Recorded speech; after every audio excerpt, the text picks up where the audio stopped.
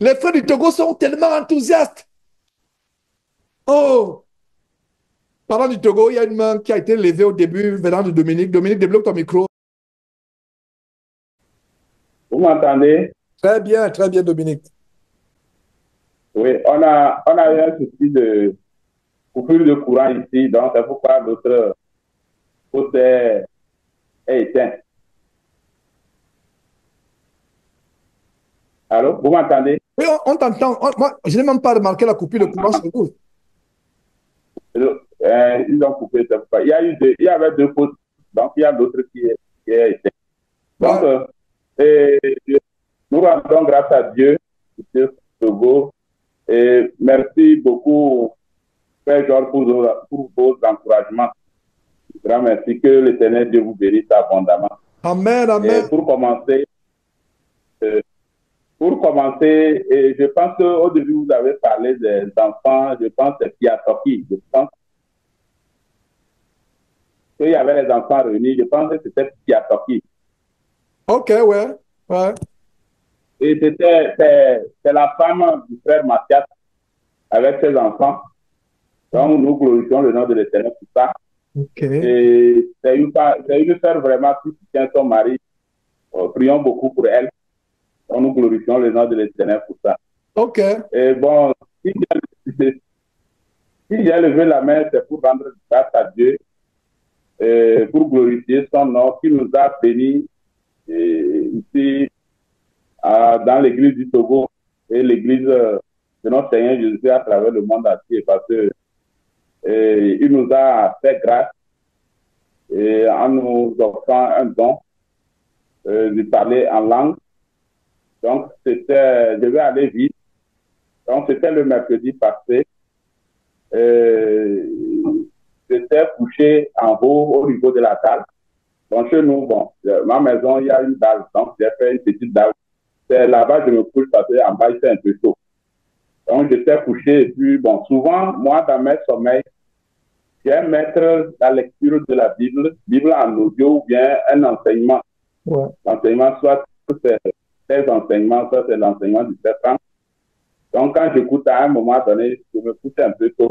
Donc, quand je me réveille vers 1 heure, j'essaie de suivre et je lis aussi la Bible. Donc, avant-hier, le mercredi, j'avais mis l'enseignement, un de son enseignement sur le parler en langue. Donc, c'est comme ça durait 3 heures ou bien quoi. Donc, je me suis endormi dedans. Donc, vers 2 heures, je me suis réveillé et ça continuait, l'enseignement continuait. Et je me suis mis à genoux pour pouvoir prier un peu.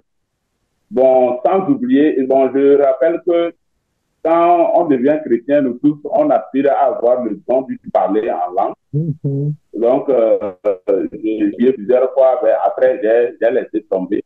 Je me suis dit, bon, si c'est dans la volonté de Dieu, il peut nous donner, il peut nous l'offrir un jour. Donc, quand je me suis réveillé vers 2 heures, j'ai commencé par prier. À un moment donné, je me suis recouché. Donc, je me suis recouché. Vers 5 heures, je me lève pour faire ma prière du matin. Et bon, j'ai commencé par parler. J'ai commencé par parler en langue.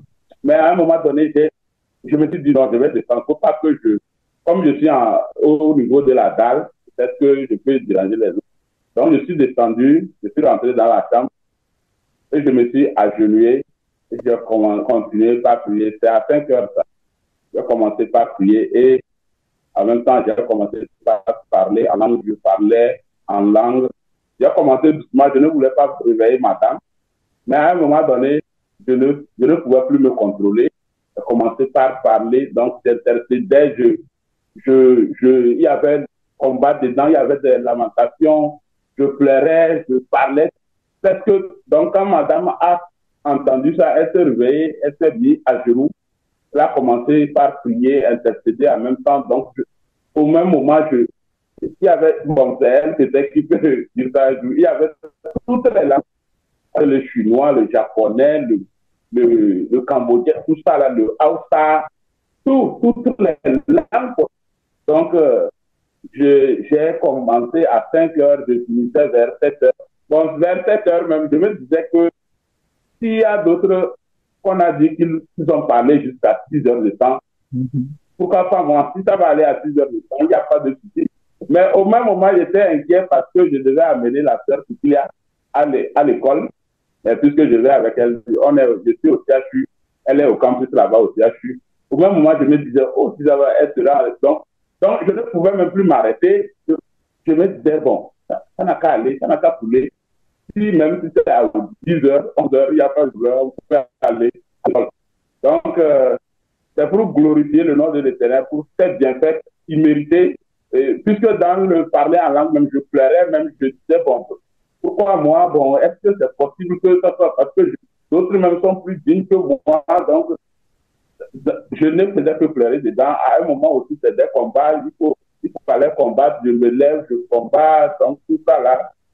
Et vers 7 heures comme ça, bon, et j'ai cessé de parler et j'ai glorifié le nom de l'Éternel. Je me suis mis à genoux, on a prié ensemble avec madame.